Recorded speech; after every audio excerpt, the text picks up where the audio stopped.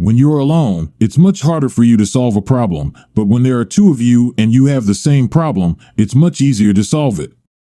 My wife cheated on me, but what was my surprise when my friend had the same problem? We decided to sort out this situation and punish the lovers. Wednesday, Doug.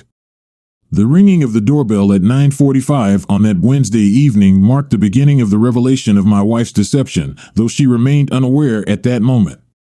I opened the door to find myself greeted by a man and a woman dressed in fairly ordinary business attire, albeit slightly outdated and showing signs of wear. It immediately struck me that they were likely law enforcement, not solely based on their appearance, but because this was the agreed-upon week for Frank and me to enact our revenge. "Good evening, sir," the woman greeted. "Are you Mr. Douglas Franklin?" "Yes, I'm Doug Franklin." "May I inquire as to who you are and the purpose of this unexpected visit to my home at this hour?" I feigned ignorance, though I had a strong suspicion of what was to follow. "Who's there, darling?" came Joyce's voice. "My wife, the dishonest, deceptive, well, never mind." She had been visibly jittery all evening, but more on that later. She was drying her hands on a kitchen towel as she entered the living room connected to the front entrance. "I'm not sure yet, darling," I replied, striving to keep the sarcasm at bay in my tone. As she approached me, a furrow creased her brow. "Are you Mrs. Joyce Franklin?" inquired the woman at the door, shifting her focus from me to my wife. The man accompanying her still hadn't uttered a word and appeared, if anything, bored with the entire situation.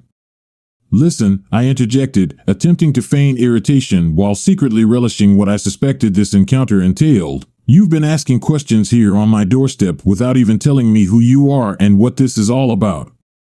With a resigned exhale, the woman withdrew her hand from her shoulder bag, and the man behind her retrieved his hand from the inner pocket of his blazer.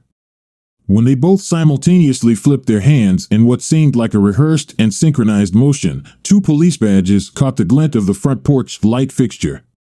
I overheard Joyce, my spouse, let out a sigh as the woman announced, "I am Detective Sergeant O'Neill, and this is Detective Scurry. We're investigating an assault that took place earlier today. We'd like to ask you and Mrs. Franklin some questions." I had rehearsed my feigned expression of surprise a few times in front of the mirror in the past days, and now was the moment to test if it passed without raising any suspicions. "What assault, and why would you assume that my wife or I have any knowledge about such an incident?" I retorted with a hint of escalating irritation, also rehearsed in my tone and demeanor. Glancing at Joyce, I noticed her complexion draining and her expression morphing into one of sheer terror. She avoided making eye contact with any of us and seemed on the verge of hyperventilating. At this juncture, the male investigator interjected, detailing the assault that occurred earlier in the afternoon, resulting in significant trauma to the victim. Prior to undergoing surgery, during one of his rare moments of clarity, he identified Joyce Franklin as the main witness to the incident. This assertion was further supported by multiple other witnesses present at the scene. Feigning ignorance and surprise, I inquired, who exactly was the victim? "I mean, my wife, the main witness?" "What?" I paused momentarily, simulating the reaction of a genuinely surprised husband as I continued to portray myself as an oblivious fool contributing to the unfolding drama that was now unraveling my wife's clandestine world. "Mrs. Franklin, can you clarify the nature of your association with Mr. William Gerardo? And what activities were you engaged in together at the time of his assault in the rear parking lot of the Newton Motel on King Street earlier today?" inquired Detective Sergeant O'Neill. Well, that was straightforward. She was clearly aiming for shock and awe. There it was, laid bare. There was no escaping it now. Joyce let out a distressed cry, and it seemed as though she might faint. I turned my head gradually towards my wife, regarding her with a mix of curiosity and surprise, or so I hoped, which gradually shifted to alarm and then anger as she began to sob openly and retreat slowly from me. Friday, Frank. On Friday afternoons, the pace of work tends to ease up a bit compared to the rest of the week. So when my secretary, Jan, informed me of a call on line 1, I wasn't particularly occupied. "Frank Simmons," I answered. Mr. Simmons, this is Deputy Gibson from the Cherokee County Sheriff's Office. Could I arrange to speak with you for a few moments this afternoon or evening? Came the deep voice on the other end. Deputy Gibson, I'm curious. Could you elaborate on the purpose of your request? I inquired, realizing that Doug must have already followed through on his end of the deal for me to receive such a call. I prefer to discuss it in person, Mr. Simmons. Would it be possible for me to visit your residence later today or this evening? It's important that Mrs. Simmons is present for this conversation as well. In fact, her presence is necessary, he replied somewhat evasively. I felt relieved that he couldn't see the satisfied grin on my face when I responded, well, I must admit I'm puzzled but intrigued. Yes, you're welcome to come over. Does 7 p.m. work? My wife, Sybil, usually finishes work by then, and we'll both be home when you arrive. 7 p.m. it is, Mr. Simmons. I'll see you then. With that, the call ended. I hung up, turned my chair around, stood up, and took a deep breath, feeling a sense of fulfillment as I looked out of my office window. Tonight, everything will be revealed, I mused. Then it struck me that I needed to follow through with my plan completely.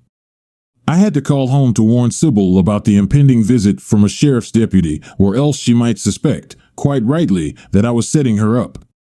The house phone rang 4 times before going to voicemail, which struck me as odd since Sybil was expected to be home by this time in the afternoon. Perhaps she was simply occupied in the bathroom. I tried calling again 5 minutes later with the same outcome. After waiting an additional 10 minutes, I left a message informing her that I would be home around 6:15 and mentioned Deputy Gibson's call, emphasizing my lack of knowledge about the impending visit.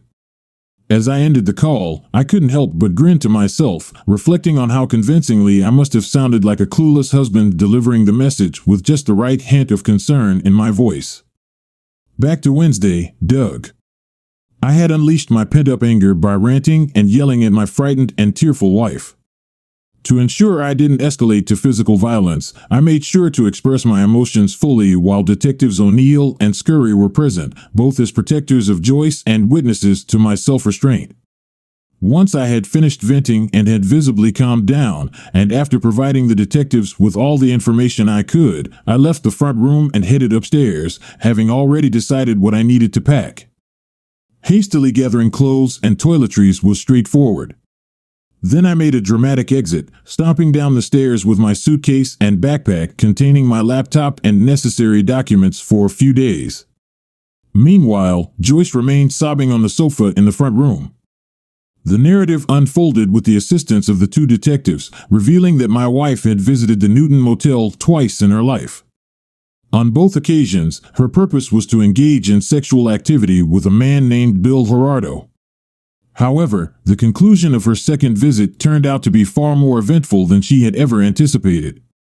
Following Gerardo and her departure from the motel room earlier today, as they parted ways to head to their respective cars, a hooded figure emerged from behind a van parked adjacent to Gerardo's Lexus.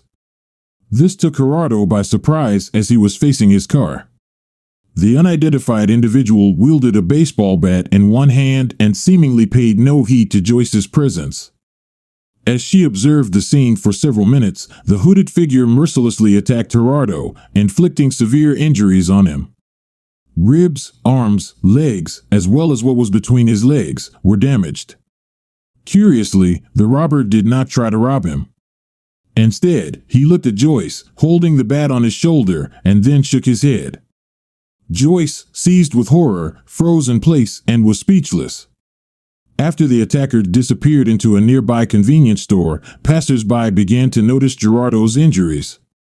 Some rushed to help, while others stood aside filming the scene on their cell phones. Gradually, people also noticed Joyce, realizing that she was with Gerardo. Several phones captured her image. According to eyewitnesses, she had finally managed to break free from the grip of her fear and had turned in panic to reach her Corolla. It took considerable effort to insert the key into the lock before she could unlock and open the door, then hurriedly scramble inside to start the car. Once the engine finally roared to life, she sped away from the parking lot, with a few onlookers capturing images of her car, including her license plate.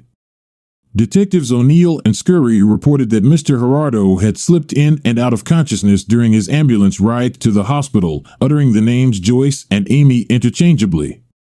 He was only awake briefly in the emergency room of the regional hospital, where he managed to answer a couple of police questions and mention Joyce Franklin's name before being rushed into surgery.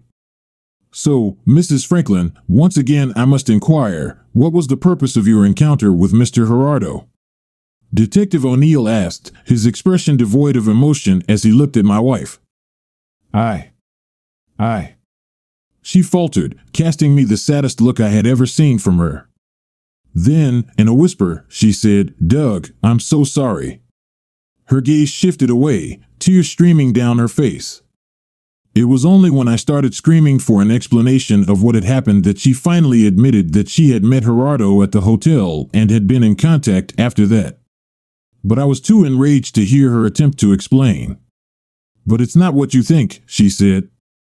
Yeah, I thought bitterly, straight from the infidelity playbook under the section of excuses for getting caught cheating. That's when I decided to put on a show, storming upstairs to pack my bags and leave. As I left the house we had lived in for the past 4 years, a year of cohabitation followed by 3 seemingly blissful years of marriage, I couldn't help but reminisce.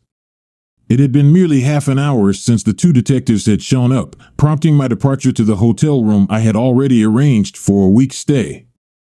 Regardless of the outcome of this situation, I knew I needed to distance myself from the house immediately to maintain the facade. Mentally preparing myself to fulfill my part of the deal with Frank was crucial. I had to psych myself up for what lay ahead. It was time to put on my game face. Forward to Friday again, Frank. Upon arriving home Friday afternoon following Deputy Gibson's call, I came across several hardly surprising occurrences. Initially, I noticed Sybil, my wife of 8 years, was absent along with her car. After setting down my gym bag and grabbing a Yingling from the fridge, I glanced at the wall phone in the kitchen, noticing the blinking light indicating a voicemail message I had missed. Walking through the den, I sensed something was amiss, but my anger prevented me from dwelling on it. Upon reaching our bedroom, I sat on the bed to remove my shoes.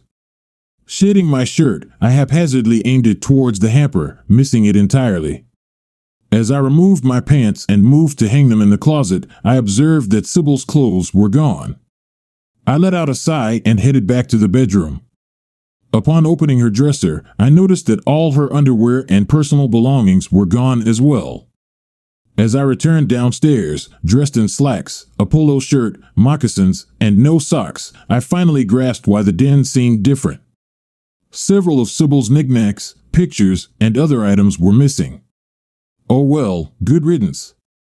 I suppose one might expect me to feel sad. After all, we had spent a quarter of our lives together. However, I was still too angry at the moment. Besides, I had to maintain composure when Deputy Gibson arrived shortly. Mr. Simmons, inquired Deputy Gibson, at what point did you become aware of your wife's involvement with Mr. Philip Avery? My wife involved with Avery? I feigned confusion and surprise expertly. Are you suggesting my wife is having an affair with whom? I took a noticeable deep breath, briefly closed my eyes, and attempted to project an image of composure, though inwardly I was struggling to contain my laughter. Until you spoke just now, Deputy, I was completely unaware that my wife was having an affair. I then opened my eyes, having just rubbed them with the forefinger and thumb of my right hand, which I had previously coated in Tabasco sauce moments before the deputy rang my doorbell. My eyes were visibly red and tears were welling up as I addressed him. So her paramour is this, what was his name again? Avery? He nodded slightly. I whispered heavily as I sat down, no, I had no clue. May I speak to Mrs. Simmons, sir? Gibson inquired. Perhaps she can provide some insight into our investigation. Is she present? We'll require her statement as well. I shook my head, feigning bewilderment. When I arrived home, she had vanished, taking all her belongings with her. I suppose she's left me. That's the only conclusion I can draw from this. It was time to shift my emotional gears to play the role of the aggrieved husband convincingly for the deputy's benefit. It was time to channel righteous anger. Exactly when did the sheriff's office start probing into the affairs of promiscuous wives who betray their devoted and unsuspecting husbands while those husbands toil away to support them? I rose from my seat, pacing and gesturing dramatically. Pausing, I shot the deputy a fierce glare. He seemed unperturbed, a veteran of such encounters, showing no signs of being impressed. In fact, he appeared somewhat bored. Mr. Simmons, we don't investigate cases of adultery or dalliances, as you put it. However, we do look into matters when such dalliances potentially lead to serious crimes like aggravated assault and battery and possibly attempted murder, he stated calmly, his voice unwavering. Yet his gaze remained fixed on me, assessing my reaction closely. Once more, I adopted an expression of surprise, echoing Captain Renault's famous line from the movie Casablanca. Silently, in my mind, I muttered, I'm shocked to find that gambling is going on in here. Deputy, I'm utterly astonished to discover that my wife has been unfaithful. But do you honestly believe she would harm her lover, attempt to murder him?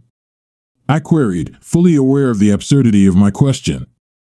Deputy Gibson almost grinned as he drawled, No, I don't suspect she's done anything of the sort. What I'm investigating is who else might have had a motive to commit such an act. Perhaps, he added, fixing me with a piercing gaze, the betrayed husband? Deputy, I assure you I was completely unaware of this liaison, and I am definitely not a violent person. May I inquire as to when this alleged assault supposedly occurred? Deputy Gibson hesitated for approximately 10 seconds, clearly assessing my reaction and considering how much information to disclose while also evaluating my potential involvement in the matter. The incident occurred in a motel parking lot on Lone Tree Road around 8:30 last evening. It appears that the motel has a bar connected to it, and the victim, Mr. Philip Avery, was a regular patron, often meeting with Mrs. Simmons. Unfortunately, Deputy Gibson conveyed this without any visible sadness. He then proceeded, Yesterday evening, Mr. Avery had only consumed 2 drinks in the company of your wife, I might add. They both appeared unsettled, according to the bartender. After finishing their drinks, Mr. Avery went to his car in the parking lot shortly after your wife left alone. An eyewitness in the parking lot reported seeing a man wearing a black ski mask wielding what appeared to be a baseball bat, assaulting Mr. Avery by striking him in the upper back. Subsequently, while the victim was on the ground, the assailant, still masked, proceeded to beat Mr. Avery across his body, avoiding his head but showing a particular focus on striking his groin area. Here Deputy Gibson paused, seemingly expecting some reaction from me, whether shock, indignation, or culpability. In our experience, Mr. Simmons, Gibson resumed, this type of attack, especially the specific targeting of certain body parts, suggests a vengeful act typically associated with a cuckolded husband seeking retribution against his wife's lover. I found myself unable to control my reaction. The mention of the word cuckold caused me to flinch involuntarily. However, aside from that, I managed to maintain a facade of innocence and disbelief regarding my situation.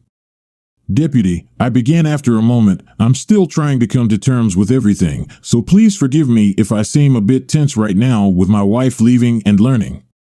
I trailed off, unable to finish my sentence. The deputy nodded, feigning sympathy, but there was a hint of expectation in his expression, as if silently urging me to continue and perhaps admit to something. I can assure you that I had no involvement in the incident you described last night, I said with a sigh. Aside from the connection you mentioned regarding my wife's knowledge of and relationship with this individual, Avery, last night I was in my office with my office manager, Janet Barkley, finalizing our business tax filings until nearly 10 p.m. You can contact her to confirm my whereabouts during the time frame you mentioned. Deputy Gibson simply nodded and remarked, Yes, I spoke to her right after you left your office this afternoon and before coming here. She has already provided your alibi. I had to feign anger to conceal any further information. What do you mean you already talked to her? Then why all the questioning and insinuations that I might be involved?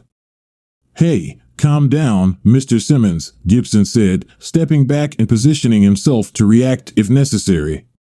We have to investigate all angles in these cases, and you must understand, based on past cases like this, the husband is often the prime suspect until proven otherwise. So something else has come to light now that you know where I was during the assault? I asked, still displaying anger but maintaining composure.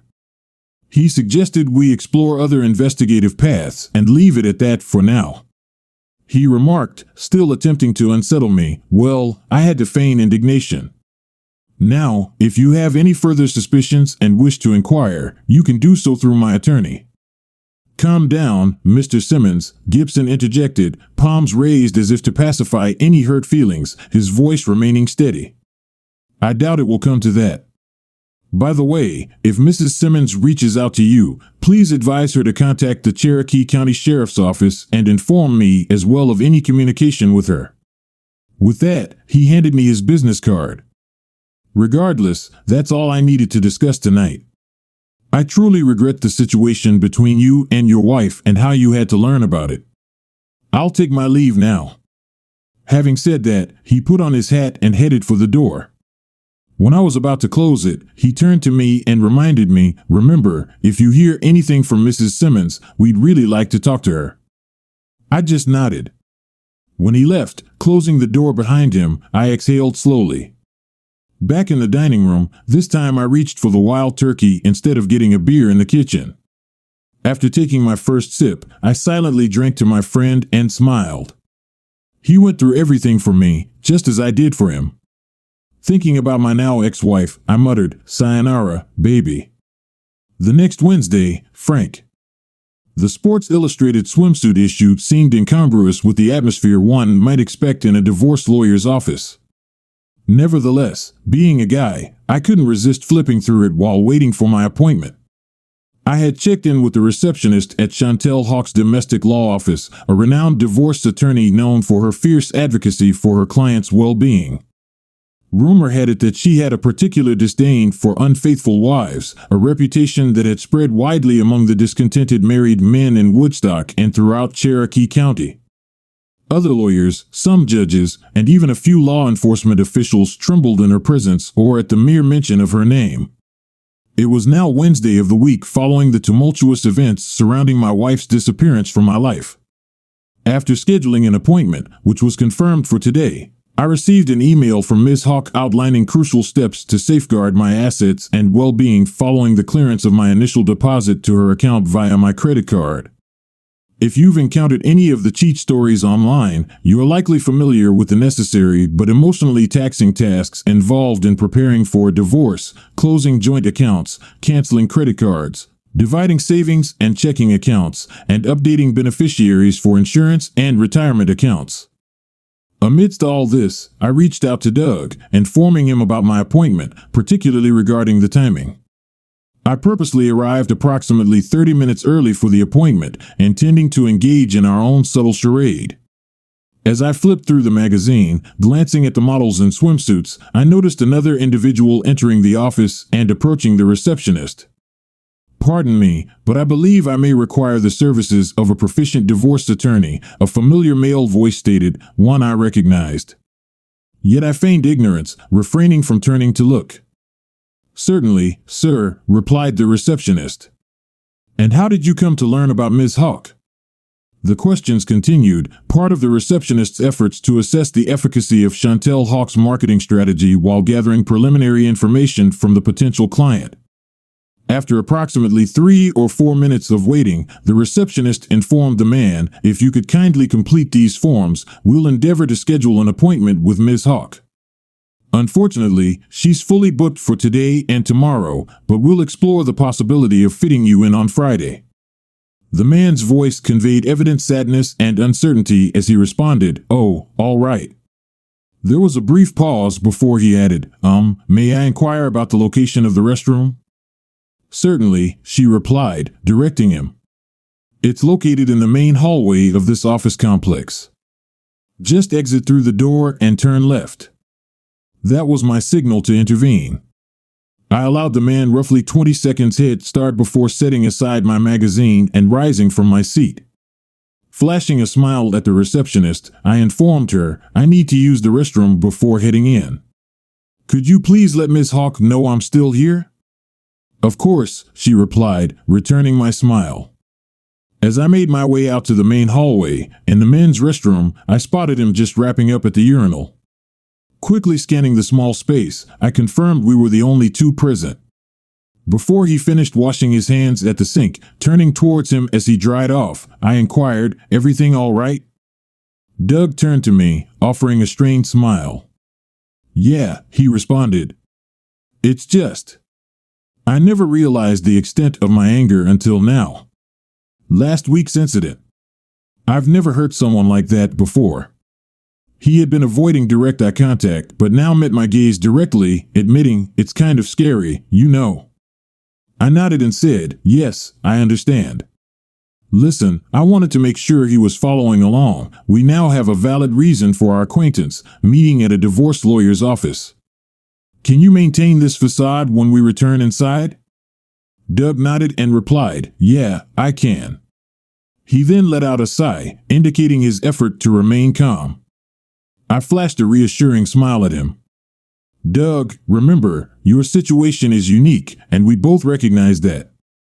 Just keep in mind, when you reach the third page of those forms, you know, like I explained to you, where they inquire about counseling and the chance of reconciliation, then you." 6 months later, Doug. I'm not typically one to frequent bars, but this particular evening marked the 6-month anniversary since Frank and I embarked on our joint endeavor. A venture born out of our shared frustration and desire to reclaim our agency.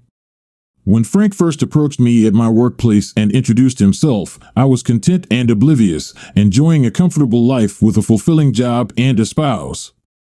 I believed everything was perfect. Frank suggested meeting me after work, claiming he had important information to share. Though I was skeptical of his vagueness, he enticed me with promises of free drinks and dinner in exchange for hearing him out. Curiosity and the prospect of potential business opportunities won me over, so I agreed. That night, the cheerful world I knew turned dim and my happiness faded once he concluded his narrative. He administered prohibited substances to her. "Doug, you must bear that in mind and prioritize it." "She didn't intend to betray you," Frank emphasized. He had shared with me photographs and transcripts from a private investigator's report detailing the investigation into Frank's unfaithful wife, Sybil. Until that moment, I hadn't realized that my wife, Joyce, was collaborating with Sybil, let alone developing a closer relationship with her. Joyce had started going to lunch with Sybil, who was slightly older. It seemed that recently, on days when Joyce stopped for drinks and to unwind after work, she was accompanied by Sybil. Apparently, the surveillance conducted by Frank's private investigator on Sybil had uncovered information about Joyce's activities. Joyce seemed surprised when Sybil began hinting about her extramarital affairs with Frank. Although shocked, Joyce appeared somewhat excited and intrigued, perhaps viewing it through the lens of her longtime fascination with romance novels.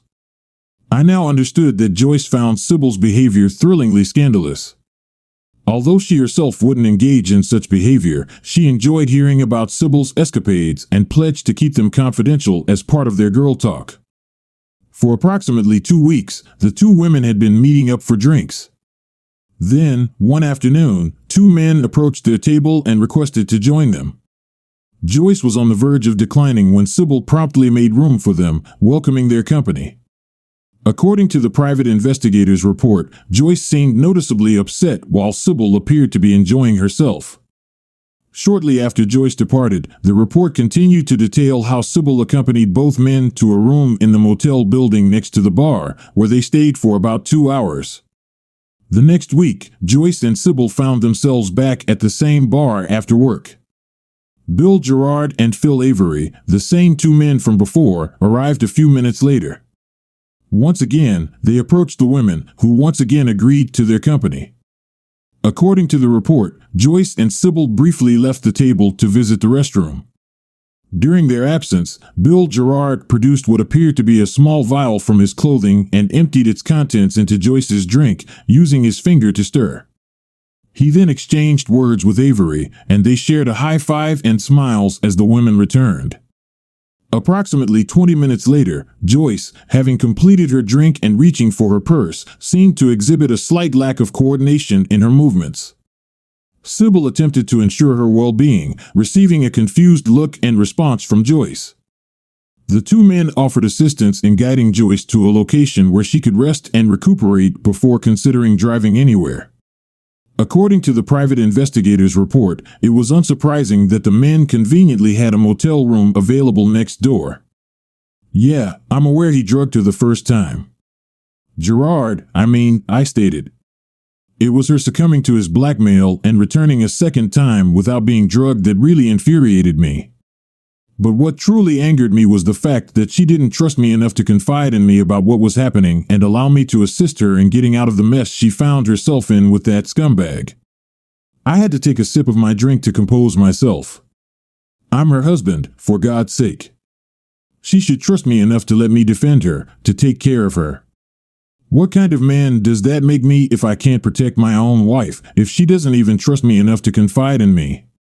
There was a moment of silence as we both stared at our drinks on the bar in front of us. "So, are you and Joyce still working things out despite all of that?" Frank inquired. He was nursing a neat wild turkey while I was enjoying an arrogant bastard ale. "Yeah, I'm still a bit upset with her," I admitted, taking another swig from the unusually large bottle. "But I'll move past it soon. I've arranged for her to have a trauma consultation after such cases clear up. The same counseling center also offers couples therapy, so we've been attending sessions for the past 10 weeks. Doug, you know Sybil was deeply involved with those two creeps. Perhaps she was offered to apply a prohibited substance to your wife so that she would be more liberated," Frank interjected, trying to be supportive. "Yeah, we discussed that months ago. By the way, have you heard from Sybil?" I inquired. "Nah," Frank replied, taking another sip. "It's like she's disappeared off the face of the earth.